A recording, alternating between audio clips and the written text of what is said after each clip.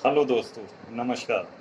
मैं रामपाल सिंह सैनी एक बार फिर आपके सामने उपस्थित हूँ अपने YouTube channel the lawyers advice.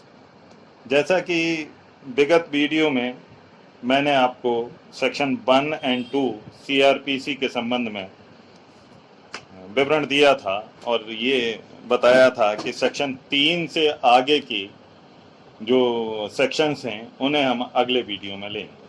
तो आज मैं सेक्शन 3 से आगे के वीडियो आगे के जो सेक्शंस हैं उनके संबंध में इस वीडियो में बताऊंगा। मैं आपको इस संबंध में बता दूं कि सेक्शन 3, 4 और 5 ये ऐसे सेक्शन हैं जो बहुत महत्वपूर्ण नहीं हैं। इन्हें ना तो किसी कंपटीशन वगैरह में बहुत ज़्यादा पूछा जाता है और ना ही इनका कोई प्रैक्टिकल लाइफ में कोई यूज़ रहता है अधिकतर। यानी अगर हम कोर्ट में प्रैक्टिस भी कर रहे हैं तो इन सेक्शंस के बारे में कोई ज़्यादा हम लोगों को ज़रूरत नहीं पड़ती है, लेकिन फिर भी संक्षेप में मैं आपको इनके बारे में बता देता हूँ। सेक्शन 3 कंस्ट्रक्शन ऑफ रेफरेंसेस के संबंध में, यानी निर्देशों का अर्थ लगाना। निर्देशों का अर्थ लगाने से मतलब यह है कि कौन सा निर्देश किस मजिस्ट्रेट को के संबंध में माना जाएगा। तो मैं उसी की भाषा में आपको बता रहा हूँ। इस संहिता में विशेषज्ञ शब्दों के बिना मजिस्ट्रेट के प्रति निर्देश का अर्थ जब तक कि संदर्भ में अन्यथा अपेक्षित ना हो।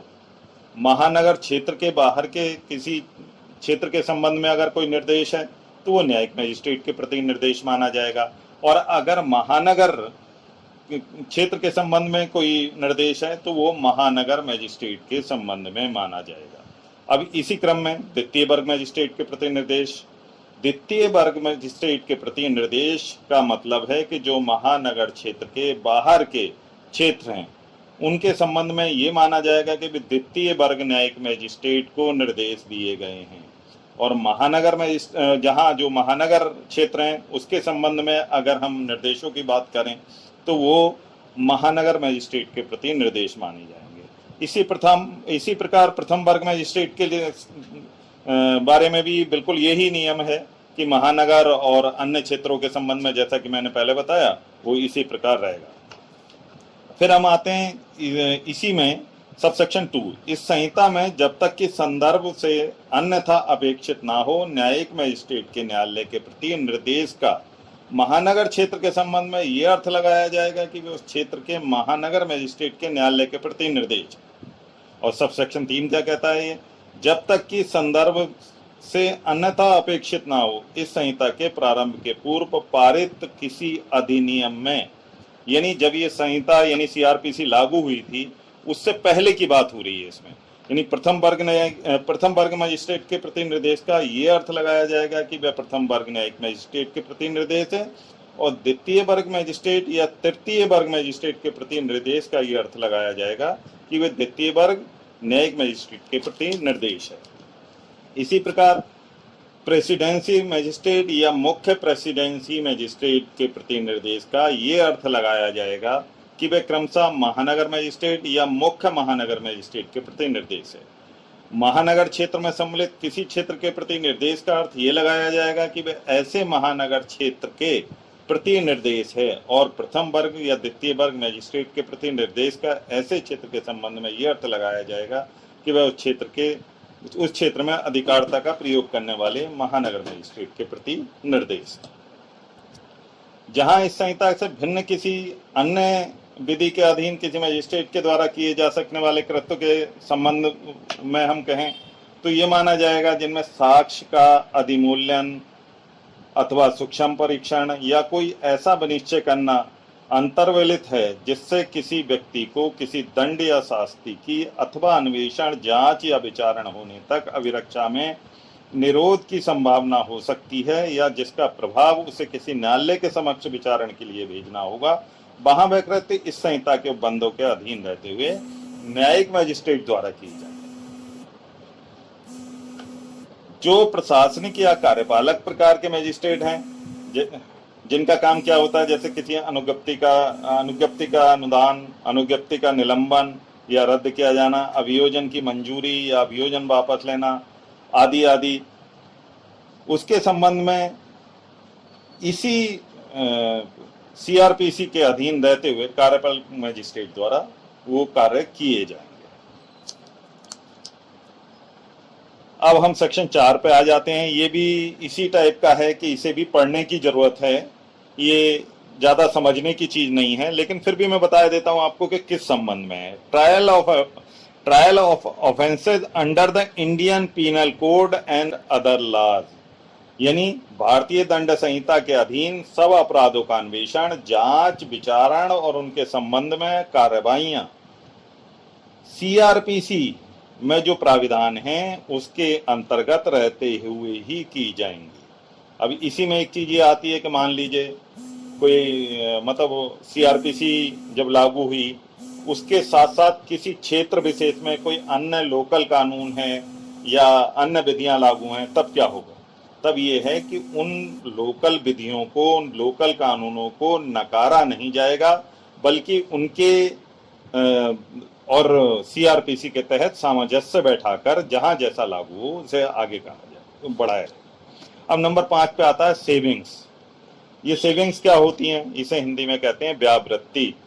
इससे प्रतिकूल किसी विनिर्दिष्ट उपबंध के अभाव में इस संहिता की कोई बात उस समय लागू किसी विशेष या स्थानीय विधि पर या उस समय लागू किसी अन्य विधि द्वारा प्रदत्त किसी विशेष अधिकारिता या शक्ति या उस विधि द्वारा विहित किसी विशेष प्रक्रिया पर प्रभाव नहीं डालेगी। ये इसमें सेविंग्स में इन्होंने ये दे रखा है। इसके बाद में हम आते हैं जो आगे सेक्शन 6 है, उसमें सीआरपीसी में प्रावधान किया गया है कि उसमें डिफाइन किया गया है दंड न्यायालयों के वर्ग, यानी उसमें दंड न्यायालयों को यानी classes of criminal courts define किया गया है। अब इसमें सबसे पहले कौन सा होगा? Session court. नंबर 2 पर आता है प्रथम वर्ग न्यायिक मजिस्ट्रेट और किसी महानगर क्षेत्र में महानगर मजिस्ट्रेट। नंबर 3 द्वितीय वर्ग न्यायिक मजिस्ट्रेट और उसके बाद आता है कार्यपालक मजिस्ट्रेट। अब सेक्शन 7 क्या कहता है? सेक्शन 7 कहता है कि टेरिटोरियल डिविजन्स यानी प्रादेशिक खंड, प्रत्येक राज्य एक सेशन खंड होगा या उसमें सेशन खंड होंगे और इस संहिता के प्रयोजनों के लिए प्रत्येक सेशन खंड एक जिला होगा या जिले होंगे, यानी एक जिला भी हो सकता है और कई जिले भी हो सकते हैं, परंतु प्रत्येक महानगर क्षेत्र उक्त प्रयोजनों के लिए एक पृथक सेशन खंड और जिला होगा। नंबर 2 राज्य सरकार उच्च न्यायालय से परामर्श के पश्चात ऐसे खंड और जिलों की सीमाओं या संख्या में परिवर्तन कर सकती है। राज्य सरकार उच्च न्यायालय से परामर्श के पश्चात किसी जिले को उपखंडों में विभाजित कर सकती है और ऐसे उपखंडों की सीमाओं या संख्याओं में परिवर्तन भी कर सकती है, लेकिन ये तभी होगा जबकि राज्य सरकार उच्च न्यायालय से सलाह मशवरा करके ऐसा काम करे। किसी राज्य में इस संहिता के प्रारंभ के समय विद्यमान सेशन खंड, जिले और उपखंड इस धारा के अधीन बनाए गए समझे जाएंगे। अर्थात जो जब ये सीआरपीसी लागू हुई उससे पहले जो सेशन खंड विद्यमान थे या जिले थे या उपखंड थे, तो वो इस संहिता के लागू होने पर भी वैसे ही समझे जाएंगे। अब इसके बाद में सेक्शन 8 कहता है महानगर क्षेत्र यानी मेट्रोपोलियन एरियाज। राज्य सरकार अधिसूचना द्वारा घोषित कर सकती है कि उस तारीख से जो अधिसूचना में तारीख दी जाए, राज्य का कोई क्षेत्र जिसमें ऐसा नगर या नगरी समाविष्ट है जिसकी जनसंख्या 10 लाख से अधिक है, ये महत्वपूर्ण है कि जनसंख्या 10 लाख से अधिक होगी तभी वो महानगर क्षेत्र घोषित किया जाएगा। सीआरपीसी जिस समय लागू हुई थी उस समय बंबई, कलकत्ता, मद्रास प्रेसिडेंसी नगरों में से प्रत्येक और अहमदाबाद नगर उपधारा 1 के अधीन महानगर क्षेत्र घोषित किए गए समझे जाएंगे। राज्य सरकार अधिसूचना द्वारा महानगर क्षेत्र की सीमाओं को घटा बढ़ा सकती है, कम कर सकती है, बढ़ा सकती है, परिवर्तन कर सकती है, किंतु ऐसी कमी या परिवर्तन इस प्रकार नहीं किया जाएगा कि उस क्षेत्र की जनसंख्या 10 लाख से कम हो जाए। अर्थात ये ध्यान रखना होगा कि महानगर क्षेत्र के लिए जनसंख्या 10 लाख होनी ही चाहिए। जहां किसी क्षेत्र के महानगर क्षेत्र घोषित किए जाने या घोषित समझे जाने के पश्चात ऐसे क्षेत्र की जनसंख्या 10 लाख से कम हो जाती है, वहां ऐसा क्षेत्र ऐसी तारीख को और उससे जो राज्य सरकार अधिसूचना द्वारा इस निमित्त निर्दिष्ट करे महानगर क्षेत्र नहीं रहेगा। अर्थात कि अगर ऐसा घोषित कर दिया जाता है तो उस तारीख से, जिस तारीख से सरकार कहे, वो महानगर क्षेत्र नहीं रहेगा। किंतु महानगर क्षेत्र ना रहने पर भी ऐसे जांच, विचारण, अपीलें आदि जो उस समय चल रही थी जबकि ये घोषित किया गया, उनका ट्रायल उसी प्रकार होगा, उनका निपटारा उसी प्रकार होगा मानो महानगर क्षेत्र है। वो महानगर क्षेत्र अभी भी, जहां राज्य सरकार धारा 3 के अधीन किसी महानगर क्षेत्र की सीमाओं को कम करती है, परिवर्तित करती है, वहां ऐसी जांच, विचारण या अपील पर जो ऐसे कम करने या परिवर्तन के ठीक पहले किसी न्यायालय या मजिस्ट्रेट के समक्ष लंबित थी, ऐसे कम करने या परिवर्तन का कोई प्रभाव उन पर नहीं पड़ेगा। जैसा कि मैंने ऊपर भी बताया कि उन पर कोई प्रभाव नहीं पड़ेगा। अब आ जाते हैं कि सेशन न्यायालय क्या होता है। राज्य सरकार प्रत्येक सेशन खंड के लिए एक सेशन न्यायालय स्थापित करेगी। प्रत्येक सेशन न्यायालय में एक न्यायाधीश पीठासीन होगा जो उच्च न्यायालय द्वारा नियुक्त किया जाएगा। यानी उसकी जो नियुक्ति है वो उस प्रदेश के उच्च न्यायालय द्वारा की जाती है। उच्च न्यायालय अपर सेशन न्यायाधीश और सहायक सेशन न्यायाधीशों को भी सेशन न्यायालय में अधिकारिता का प्रयोग करने के लिए नियुक्त कर सकता है।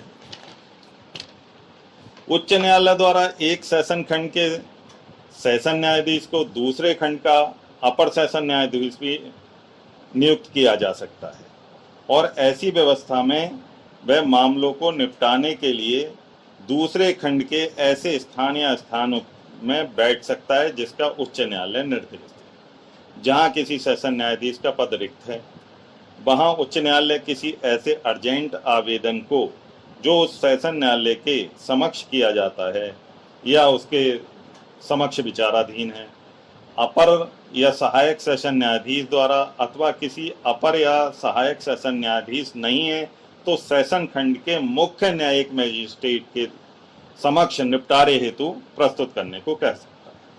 अर्थात जहां सेशन न्यायाधीश अगर किसी वजह से नहीं है तो वहां अपर या सहायक सेशन न्यायाधीश, कोई बहुत अर्जेंट मामला है तो उसे निपटाएंगे, और अगर वो भी नहीं है तो उस जिले का जो चीफ जुडिशियल मजिस्ट्रेट है उसके समक्ष वो ऐसा मामला प्रस्तुत किया जाएगा। सेशन न्यायालय अपनी बैठक ऐसे स्थान या स्थानों पर करेगा जो उच्च न्यायालय द्वारा अधिसूचना द्वारा विनिर्दिष्ट किए जाएंगे। अर्थात ऐसे स्थानों पर उसकी बैठक होगी जो उच्च न्यायालय द्वारा दिशा निर्देशित कर दिए गए। किंतु किसी विशेष मामले में सेशन न्यायालय की यह राय है कि सेशन खंड में किसी अन्य स्थान में बैठक करने से पक्षकारों, साक्षियों को सुविधा होगी और अभियोजन और अभियुक्त की सहमति उसमें मिल जाती है, तो उसकी सेशन न्यायाधीश ऐसी जगह पर भी बैठक कर सकता है। तो ये मैंने आज आपको सेक्शन 9 तक का संक्षिप्त में, क्योंकि ये महत्वपूर्ण ज़्यादा नहीं है इसलिए मैंने आपको संक्षेप में ही बताया है। अब आगे जो आएंगे वो कुछ महत्वपूर्ण सेक्शंस हैं, उनके संबंध में मैं आपको विस्तार से बताऊंगा। ये सेक्शन मैंने इसलिए समरी के रूप में इस समय बताए हैं जिससे आपको ये ना लगे कि सेशन जो कुछ सेक्शंस हैं वो बीच में छूट गए। तो आशा है कि आज की जानकारी भी आपके लिए लाभदायी रहेगी और आपसे फिर मेरा अनुरोध है कि ऐसे ही आप मेरा उत्साहवर्धन करते रहें और मेरे चैनल को सब्सक्राइब करें, लाइक करें और बेल आइकन को अवश्य दबाएं जिससे आपको मेरे आगामी वीडियो भी मिलते रहें।